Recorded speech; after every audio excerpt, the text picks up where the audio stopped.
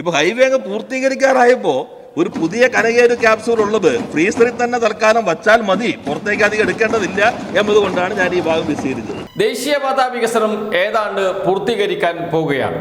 2026 പൂർത്തീകരിക്കും എന്നാണ് മുഖ്യമന്ത്രി നിയമസഭയിൽ പറഞ്ഞത്. പൊതുമരാമത്ത് വകുപ്പ് മന്ത്രി മുഹമ്മദ് റിയാസും അത് ആവർത്തിച്ച് പറഞ്ഞുകൊണ്ടിരിക്കുകയും ചെയ്യുന്നുണ്ട്. അപ്പോഴാണ് ഈ ദേശീയപാത വികസനത്തിന്റെ ക്രെഡിറ്റ് ഏറ്റെടുക്കാൻ കോൺഗ്രസ് നേതാക്കൾ ഓടി വരുന്നു, BJP നേതാക്കൾ പിറകെ വരുന്നു. കോൺഗ്രസ് നേതാക്കൾ ദേശീയപാത വികസനം തടയുന്നതിനു വേണ്ടി എന്തൊക്കെയാണ് ചെയ്തത് എന്നത് നമ്മുടെ മുന്നിലുണ്ട്.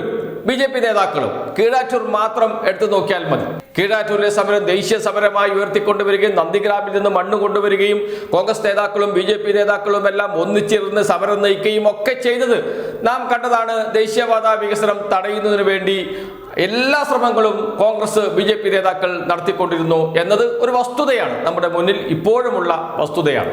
എന്നാൽ അതെല്ലാം അതിജീവിച്ചുകൊണ്ട് ദേശീയപാത വികസനം അവസാന ഘട്ടത്തിലേക്ക് നീങ്ങുമ്പോഴാണ് ഇപ്പോൾ കോൺഗ്രസ് നേതാക്കൾ ഓടി വരുന്നത്. ഞങ്ങൾക്കാണ് ഇതിന്റെ ക്രെഡിറ്റ്, പ്രതിത്വം ഞങ്ങളാണ് എന്ന് പറഞ്ഞുകൊണ്ട്.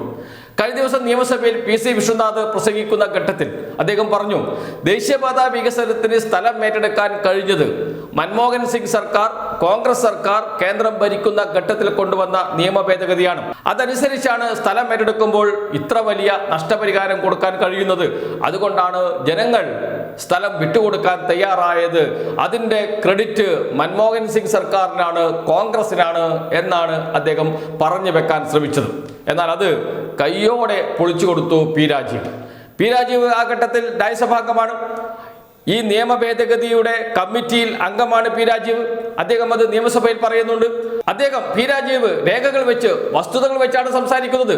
അദ്ദേഹം പറഞ്ഞു, അന്നത്തെ നിയമ ഭേദഗതിയിൽ നാഷണൽ ഹൈവേക്ക് സ്ഥലം ഏറ്റെടുക്കുന്നതിനെ ഒഴിവാക്കിയിരുന്നു. അത് വേണമെന്ന് ഞങ്ങൾ ആവശ്യപ്പെട്ടിരുന്നു. പക്ഷെ ഞങ്ങളുടെ ഭേദഗതി തള്ളുകയാണ് ചെയ്തത് മൻമോഹൻ സിംഗ് സർക്കാർ. പക്ഷേ കേരളത്തിൽ ഭൂമി ഏറ്റെടുത്തു. കേരളം 6000-ലധികം കോടി രൂപ കൊടുത്തു എന്ന് നിയമസഭയിൽ PC വിശ്വനാഥിന്റെ മുഖത്ത് നോക്കി പറഞ്ഞു. P. രാജീവ് മിണ്ടിയില്ല. PC വിശ്വനാഥ് മിണ്ടിയില്ല. പ്രതിപക്ഷത്തിൽ നിന്ന് ഒരാൾ പോലും. P. രാജീവിന്റെ ആ വാക്കുകൾ നമുക്ക് കേൾക്കാം. നമ്മുടെ ഹൈവേ പൂർത്തീകരിക്കാൻ പോയപ്പോൾ ഒരു പുതിയ കനകോലു ക്യാപ്സൂൾ ഇറങ്ങിയിട്ടുണ്ട്. ഇതിനകത്ത് ഇരട്ട ചങ്കൊന്നുമില്ല. ഇതിൽ വന്നിട്ടുള്ളത് മൻമോഹൻ സിംഗിൻ്റെ ഒരു ചങ്കുമൊന്നും ഇല്ലാത്ത ഒരു നിയമമാണ് ഈ കേരളത്തിലെ ഹൈവേ പൂർത്തീകരണത്തിന് ഇടയാക്കിയെന്നുള്ളതാണ്. ആ നിയമം ഇതാണ് സാർ. ആ നിയമത്തിൻ്റെ 105 പറയുന്നുണ്ട്, പാസ്സാക്കിയ നിയമം. ഞാൻ അന്ന് ആ കമ്മിറ്റിയിൽ പ്രവർത്തിക്കാൻ അവസരം കിട്ടിയ ഒരാളാണ്.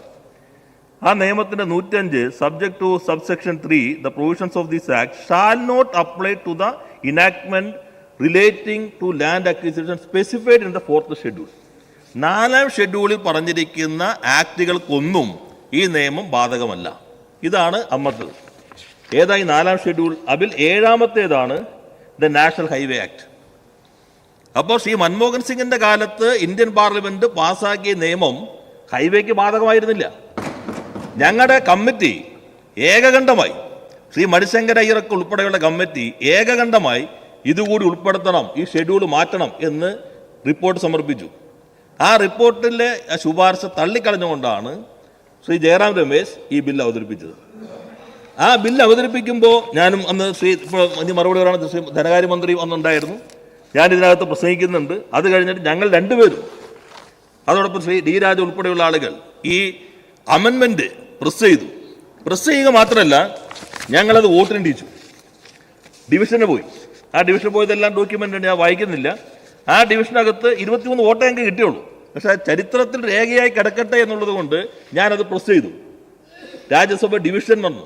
അങ്ങനെ അത് ഒഴിവാക്കിയിട്ടാണ് ആവശ്യം അംഗീകരിക്കപ്പെട്ടില്ല. പിന്നീട് അങ്ങ് പറഞ്ഞ ഒരു ഭേദഗതി ചെയ്ത കാലം ഇപ്പോൾ പറയുമ്പോൾ നമുക്ക് 2 കൂട്ടർക്ക് അത്ര നല്ലതല്ല എന്നുള്ളതുകൊണ്ട് ആ ഭേദഗതി ചെയ്ത വർഷത്തിലേക്ക് ഞാൻ പോകുന്നില്ല. ഇപ്പോൾ ഹൈവേ അങ്ങ് പൂർത്തീകരിക്കാറായപ്പോൾ ഒരു പുതിയ കനകേരു ക്യാപ്സൂൾ ഉള്ളത് ഫ്രീസറിൽ തന്നെ തൽക്കാലം വച്ചാൽ മതി, പുറത്തേക്ക് അധികം എടുക്കേണ്ടതില്ല എന്നതുകൊണ്ടാണ് ഞാൻ ഈ ഭാഗം വിശദീകരിച്ചത്. ഇതേക്കുറിച്ച് P. രാജീവ് ഫേസ്ബുക്കിൽ ഒരു കുറിപ്പ് കൂടി പ്രസിദ്ധീകരിച്ചിട്ടുണ്ട്. അതിങ്ങനെയാണ്: ദേശീയ ഹൈവേ പൂർത്തീകരണത്തിന് അടുത്തെത്തി നിൽക്കുമ്പോൾ കനകോലു ഒരു ക്യാപ്സൂൾ ഇറക്കി. കോൺഗ്രസുകാർ അത് ഏറ്റുപിടിച്ചു. അന്തരിച്ച ശ്രീ മൻമോഹൻ സിംഗിന്റെ കാലത്ത് കൊണ്ടുവന്ന നിയമമാണ് കേരളത്തിലെ ദേശീയ ഹൈവേ പൂർത്തിയാക്കാൻ കാരണമായത് എന്നാണ് പുതിയ കനകോലു ക്യാപ്സൂൾ. ഞാനന്ന് ആ കമ്മിറ്റിയിൽ പ്രവർത്തിച്ചിരുന്ന ആളാണ്. ആ നിയമം ദേശീയപാതയ്ക്ക് ഭൂമി ഏറ്റെടുക്കുന്നതിന് ബാധകമല്ലെന്ന് നിയമത്തിൽ തന്നെ കൃത്യമായി എഴുതി വച്ചിരുന്നു. ഇത് തിരുത്തണമെന്നും ദേശീയപാതയ്ക്ക് ഭൂമി ഏറ്റെടുക്കുന്നതിലും ഈ നിയമം ബാധകമാക്കണമെന്ന് ഞങ്ങൾ ആവശ്യപ്പെട്ടു. ഞങ്ങൾ ഭേദഗതി ആവശ്യപ്പെട്ടു. എന്നിട്ടും ഞങ്ങളുടെ ആവശ്യം അംഗീകരിച്ചില്ല. ഇതാണ് വസ്തുത. അതുകൊണ്ട് ദേശീയപാത പിണറായി സർക്കാരിന്റെ കാലത്ത് പൂർത്തീകരിക്കപ്പെടുമ്പോൾ കനകോലുവിന്റെ ക്യാപ്സ്യൂളുമായി വരേണ്ടതില്ല എന്നാണ് പി രാജീവ് പറയുന്നത്. ആ ക്യാപ്സ്യൂളുമായി ഇങ്ങോട്ട് വരേണ്ട, കാരണം വസ്തുത നമ്മുടെ മുന്നിലുണ്ട്. ആ വസ്തുത ഞങ്ങൾ ജനങ്ങളോട് പറയും. ഈ കള്ളത്തരമൊന്നും ഇവിടെ നടക്കില്ല, കേരളത്തിൽ നടക്കില്ല എന്ന് പറയുകയാണ് പി രാജീവ് ചെയ്യുന്നത്. ദേശീയപാത അതോറിറ്റിക്ക് സ്ഥലം ഏറ്റെടുക്കുമ്പോൾ ഈ നിയമ ഭേദഗതി പ്രകാരമുള്ള നഷ്ടപരിഹാരം കൊടുക്കാൻ കഴിയില്ല. അതുകൊണ്ടാണ് സംസ്ഥാന സർക്കാർ 6000 കോടിയോളം രൂപ ചെലവഴിക്കുന്നത്. ആ പണം ചെലവഴിക്കേണ്ടി വന്നത് അതുകൊണ്ടാണ്. അതിനു മുമ്പ് ദേശീയപാത അതോറിറ്റിയുടെ ഓഫീസുകൾ കേരളത്തിൽ തുറന്നിരുന്നു. സംസ്ഥാന സർക്കാർ റവന്യൂ ഡിപ്പാർട്ട്മെന്റിൽ നിന്ന് ആളുകളെ വിട്ടുകൊടുത്തിരുന്നു സ്ഥലം ഏറ്റെടുക്കാൻ. പക്ഷേ നടന്നില്ല. എന്തുകൊണ്ടാണ് നടക്കാതിരുന്നത്?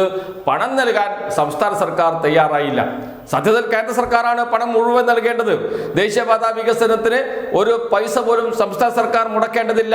കാരണം ദേശീയപാത വികസനം കേന്ദ്ര സർക്കാരിന്റെ ഉത്തരവാദിത്തമാണ്.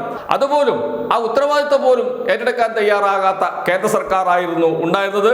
അതെല്ലാം മുന്നിൽ കണ്ടുകൊണ്ടാണ്, ആ പ്രതിസന്ധികളെ എല്ലാം മറികടക്കുന്നതിന് വേണ്ടിയിട്ടാണ് സംസ്ഥാന സർക്കാർ മുന്നിട്ടിറങ്ങിയത്, കേന്ദ്ര സർക്കാരിൽ സമ്മർദ്ദം ചെലുത്തിയത്.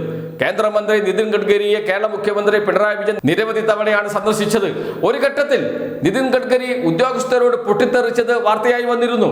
ഒരു കാര്യത്തിന് വേണ്ടി ഒരു മുഖ്യമന്ത്രി, കേരളത്തിലെ മുഖ്യമന്ത്രി എത്ര തവണയാണ് ഈ ഓഫീസിന്റെ പടി കയറേണ്ടി വരിക? നിങ്ങൾ എന്തുകൊണ്ടാണ് അത് കാര്യക്ഷമമായി മുന്നോട്ട് കൊണ്ടുപോകാത്തത് എന്ന് ചോദിച്ച് ഉദ്യോഗസ്ഥരെ നിതിൻ ഗഡ്കരി വിരട്ടേണ്ടി വന്നതുകൂടി വാർത്തയായി വന്നിരുന്നു. എന്ന് വെച്ചാൽ നിരവധി തവണയാണ് പിണറായി വിജയൻ ഗഡ്കരിയെ കാണാൻ ദില്ലിയിൽ പോയി കാണുകയും സംസാരിക്കുകയും ചെയ്തത്.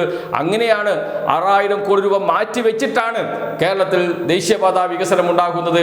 അതിന്റെ ക്രെഡിറ്റ് എടുക്കാൻ ഇവിടെ കോൺഗ്രസിനും അധികാരമില്ല, BJPക്കും അധികാരമില്ല. BJP സർക്കാർ കേരളത്തിൽ നിന്ന് മാത്രമാണ് പണം വാങ്ങുന്നത് ദേശീയപാത വികസനത്തിന്.